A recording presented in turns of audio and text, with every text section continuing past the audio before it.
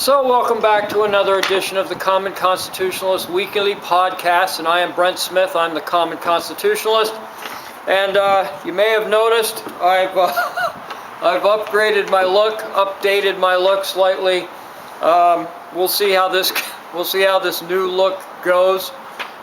Some female friends of mine lately have been telling me that I dress like I just came back off a deployment or something like that, and frankly, the people are getting tired of the Raggedy Andy look. So anyway, this is the new look. I don't know how it's going to stick, how it's going to stay, or whether it's going to last all the time.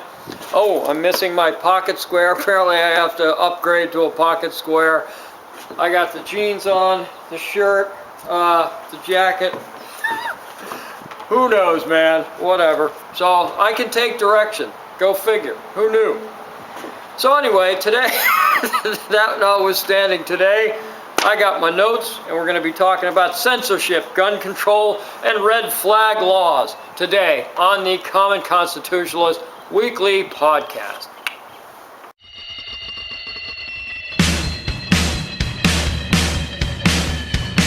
You are listening? No, you limey. They're not listening. They're watching. The Common Constitutionalist, broadcasting from an undisclosed location, free from the prying eyes of establishment-like helicopters.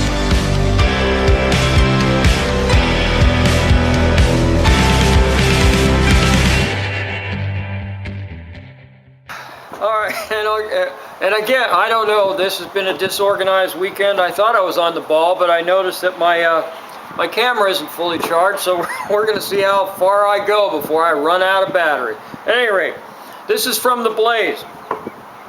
This is regarding, again, censorship, gun control, and red flag laws from The Blaze.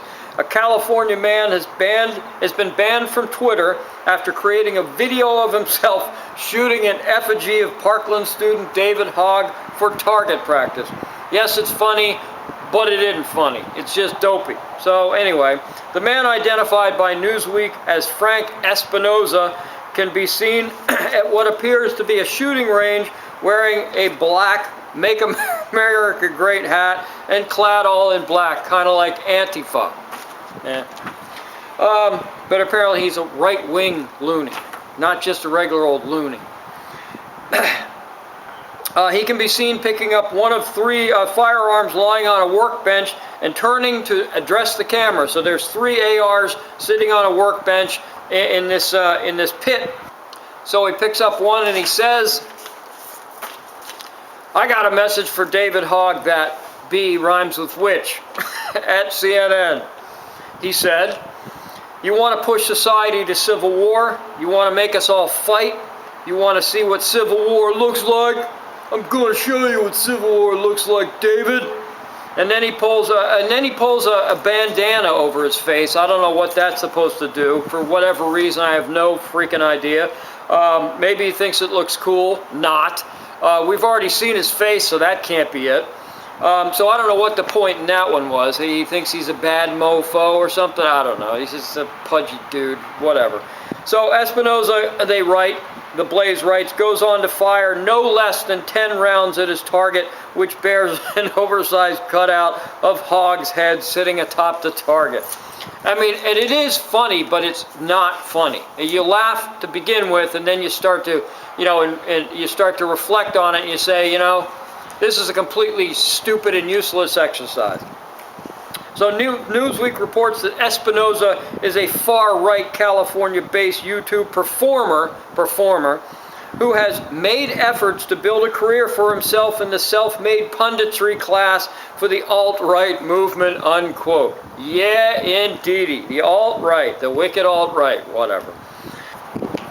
He received a ban from YouTube as a result of previously inflammatory behaviors on the platform. Yeah, indeedy. Inflammatory. In an interview with Newsweek, Espinoza said that by crafting the video, he was merely making a statement about small content creators, like me, I guess, being banned from YouTube. I have been banned from YouTube. And noted that he believed Hogg was intimidating those on the right with his gun control promoting tactics. Well, I'm on the right. Have you been intimidated by David Hogg? Not hardly. He says, I'm a performance artist. I wanted to see the trajectory of where this internet censorship was going. Well, where the crap do you think it was going when you said you want to shoot David Hogg and you say you want to start a civil war, or this is what a civil war looks like, and then you haul off and you put 10 rounds in a cardboard cutout of his head? Duh. Where the crap do you think that was going to go?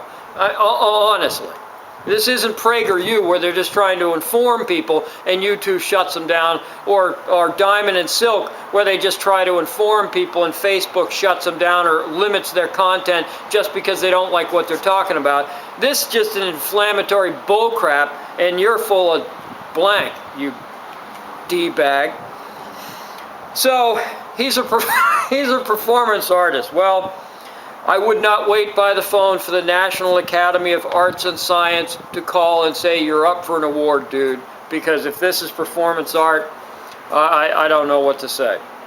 And again, I don't know where you think you were taking this, or where you think this was going to go, or what piddly stinking point you thought you were going to make, you dope.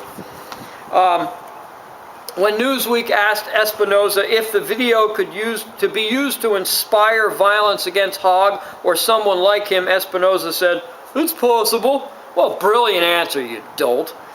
Hogg has exploited his platform, he added. Of course he's being exploited himself. That's the whole point. These leftist kingmakers and the puppet masters are exploiting David Hogg for whatever they can get out of him, and then they're going to just toss him in the trash when they're done. He just doesn't see it because he's just a 17 now, 18-year-old kid, and what does he know about life or the left or what their true motivation is? Whatever. Fellow Marjorie Stoneham Douglas mass killing survivor Sarah Chadwick. Oh, by the way, David Hogg was not a mass killing survivor. All right, like I said in an earlier podcast, if you didn't take direct fire from this mass shooter, you're not a mass shooting survivor. You were on the scene, sure, and you thought maybe your life was in danger, but you weren't a mass shooting survivor. Sorry. At any rate, Sarah Chadwick said on Twitter, she wrote, if you take a cardboard cutout of a teenage shooting survivor and use it as target practice, you should not have a gun. Well, that's just crapola too. I mean, that's just ridiculous. This guy isn't unstable or mental or whatever. He's just a dolt. He's just a dope, and he's trying to get a rise out of everybody, which is exactly what happened. So, y'all know me by now, I would hope, and I am certainly no peacenik, that's for sure. I'm no flower child, that's for darn sure. I do carry a weapon. I don't have it on me now, but I do carry one. It's around here somewhere. But this dude's just a moron, all right? He's just bent on getting attention, and he's willing to do anything outrageous to do that. And also what he's done, or what he's in the midst of doing, is giving a black eye and making us good guys and girls that own guns look bad. By the left lumping us all into the same category. Not that they wouldn't anyway, but that's effectively, he's helping the cause. So thanks for that, you big dope. Now, do I think that this Espinoza guy would actually shoot Hogg? No, of course I don't. He's just a moron, like I said. And if you support this type of behavior and you think this video is entertaining and funny and boy, he sure did have a point there, then you're a moron too. And that's about all I got to say about that. So, should this guy have his guns taken away? No, he should not have his guns taken away. Should the FBI have been called because of this guy who was threatening? No, of course they shouldn't have been called, because he's not an actual imminent threat to anyone. He was trying to make a point. He was a dope. And he took it too far, but that was his intention, to be outrageous, just like the jackass guys on YouTube or whatever their videos are. They do outrageous things to get noticed. Lots of people do that. They do stupid things just to be on camera. They're 15 minutes of fame or whatever. So this leads me to my next topic after the break. It's gun confiscation. It's state-sponsored gun confiscation, and they call them red flag laws. And we'll be right back to talk about the red flag laws. Yay.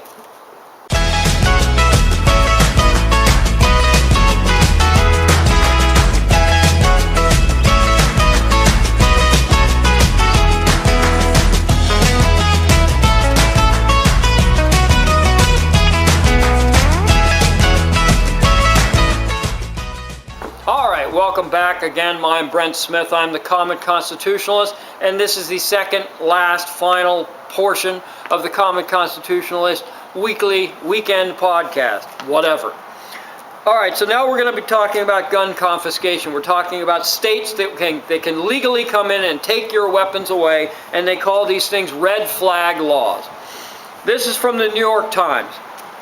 In the last 2 months, law enforcement authorities in California took away a gun from a 38-year-old man who had threatened to kill himself, his wife, and their young child if she left him. They removed 3 weapons from the 23-year-old ex-Marine who the authorities said had developed paranoia that all males wanted to harm him. Okay, so you got that instance where they took the handguns or the guns away from this dude. And they also took a handgun away from a, this one's a good one. Well, it's not really, but whatever. And they took a handgun away from a 39-year-old man who terrified neighbors, reporting that he was firing his weapon in the backyard. The man who said that he thought he was aiming for raccoons and rats was found to be, son of a gun, intoxicated, said the police. So, quick comment on this.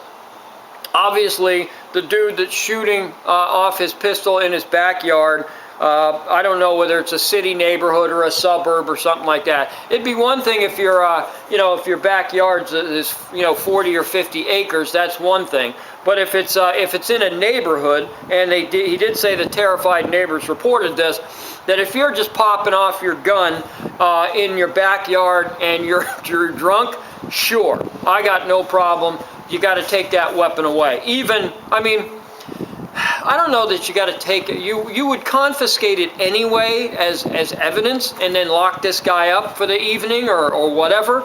How long you take the gun away for, I don't know. Because what do you do next? Do you put him into, state mandated rehab or something like that until he comes clean and then proves to the almighty state that he can have his weapon back? I don't know where this goes. This kind of stuff worries me, and we'll get to that in a minute too. But as far as the 23-year-old ex-Marine who had paranoia, yeah, if he's seen some psychiatrists or psychologists that said that this guy, he needs some treatment, man, he definitely needs some treatment, then fine. Get him the treatment he needs. Inpatient, he's a vet. Get him what he needs, dadgummit. Stop wasting money on welfare and food stamps and all these other stupid freaking programs and get these vets what they need, all right? I don't know if this is PTSD. I don't know what it is, but this 23-year-old ex-Marine probably needs some help. And yeah, he has weapons in the house. Well, if you have to, then get him removed from the house, get him into some inpatient center, and get him the help he needs. You don't need to remove the weapons. What good is that going to do? He could pick up a machete or a knife or a baseball bat and do the same dadgum damage. Maybe it wouldn't be bang, bang, bang that quick, but it would get the job done, and it would probably be twice as gruesome too. So get the guy what he needs. Don't just take his freaking guns away and then walk away and say problem solved. That's not going to solve anything. And as far as this drunken dope's concerned, I don't know. I'm not in favor of taking these people's weapons away. They're not loony. You just arrest the guy because he's discharging a firearm in a crowded neighborhood or something like that. I got no problem with that. I'm not going to go out my back door or my front yard and start popping off against a tree or something like that. That's ridiculous. It's just common sense is what it is. It's common sense gun laws. Yeah, that's a ticket.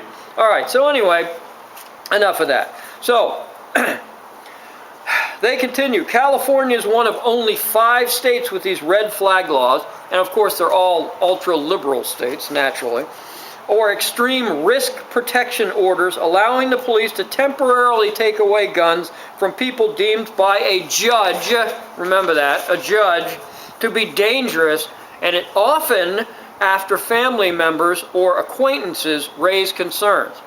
Okay, often, but not always. Maybe it could be a nosy neighbor. Maybe it could be who knows what is making a complaint. What do you do then? You confiscate the weapon on some, ninny that's looking through the window saying this guy's, he's cleaning his gun in his house, or he's, whatever. I don't know. But it's not the least bit scary, to be honest with you. Of course not. Confiscating your guns because of often after a family member or acquaintance raises concerns, but not always. It could be anybody, in other words. And deemed by a judge. Okay, now I get this. I understand the system. I get it. But the reality is that judges are not, and we've seen this on many occasions, are not impartial when it comes to guns or gun control and the Second Amendment. Oh yeah, that's right, former Supreme Court Justice John Paul Stevens, who recently came out and said that the Second Amendment should be repealed. What a stupid frickin' thing to say, but this is the way he really feels about this. Like that guy. All right, so yeah, what an impartial judge, okay? You want another example of out-of-control oligarch justices? Here we go, the Washington Times. Multnomah County, I guess it's Multnomah County, Oregon, Circuit Court Judge Kenneth Walker made his remarks while sentencing drive-by shooter Marcel Lee Daniel Jr. on a murder charge. Okay, now granted, if you're a drive-by shooter, you're a bad dude, okay? And yeah, okay, you should have your gun confiscated because you just committed a drive-by murder, all right? And not to mention you're going to be going to prison or getting the death penalty or whatever, all right? But the judge says on his tirade in front of Marcel Lee Daniel Jr., quote, "If I could, I would take all the guns in America, put them on big barges, and go dump them in the ocean. Nobody would have a gun. Not police, not security, not anybody. We should eliminate all of them. We could save 33,000 people a year if we didn't have guns in this country," unquote. Well, we could also save the exact same amount or more if we took all the cars off the road, you stupid frickin', who is this guy? Judge Kenneth Walker, you big dolt. Not to mention the knife ban, like in London. Yeah, okay, So anyway, I don't want to get off topic. He continues, quote, the guns are the scourge of this country, and no one should have one as far as I'm concerned. The judge, a former public criminal defense attorney, added later before he insisted that this was merely his, and he had to add this later, that this was after he got in trouble, after somebody pulled him aside and said, "You got to be freaking kidding me. You said this in public. You better go back and clarify your statement," as in lie about what you really intended. Added later before insisting that this was merely his personal opinion and that he would not seek to overturn gun rights from the bench. Right, Rooney. After this tirade, he would never see a crack in the armor of gun rights and go after it. Never. No way that would happen. He continued though, quote, there's no defense to guns. Really? A good guy with a gun is a good defense against a bad guy with a gun. There's a defense for guns, you wiener. There's just absolutely no reason to have them. Okay, what's the point? But it is a right of the people in this country to own and possess them, and carry them. By the way, that's what to keep and bear arms is to own and carry arms. And I will not say anything to affect that right. Really? Dude, you just did, you big dope. So then back to the New York Times. That was the Washington Times. Back to the New York Times. The New York Times then writes that a study in 2016 by researchers at Duke University, which is a liberal bastion, just like all of them, most of them anyway, concluded that Connecticut's red flag law appeared to have prevented some suicides. Appeared? That's real scientific. We're doing a scientific study, and things appear. The sun appeared to have come out today. All right. Anyway, so what about if the red flag law appeared to have prevented some suicide? Where is the scientific study by Duke University that that shows all the crimes and the shootings that were prevented due to some people being armed? Not just appeared to, but have actually prevented people from being shot and killed and robbed and burglarized and whatever. Where's that study, Duke University? You're never going to see it, ever, because it would prove the point that a good guy with a gun or a good girl with a gun can thwart the bad guy with the gun, or the bad girl with the gun. But the fact is, more and more states are enacting or considering these types of knee-jerk laws, and that's exactly what it is. And this is exactly where they come from, is that we have an incident or a mass shooting or something like that, and then these knee-jerk liberal frickin' politicians jump back on the bandwagon, and that's what they do. And as I always say, can anyone say slippery slope? People hate when they hear this thing. Well, it's not a slippery slope, you're ridiculous, you're just a conspiracy nut and blah, blah, blah, whatever. Well, that's crap. It is a slippery slope, because what happens is what always happens, is this is what leftists always do. It starts out as a supposed good for society, okay? But what it is it's actually just the framework or the foundation for more gun control or more gun confiscation. And then that's all it ever is. It starts out as something good, and within a year or two or more, or whatever, 5 years, 10 years, it's ramped up to include all sorts of things that it never was supposed to include in the first place. And that's what's wrong with these compromised bills, with these common sense gun laws, with these red flag laws, is they start out as a supposed good for society, and they end up ruining everything. They ended up taking our natural given rights away, and that's just the way it always worked, and that's the way leftists always operate. This is just a framework for further gun confiscation down the road. It's just the way it is. So that's all I got for today. This is the Common Constitutionalist, and the new look, the new look, Common Constitutionalist, baby.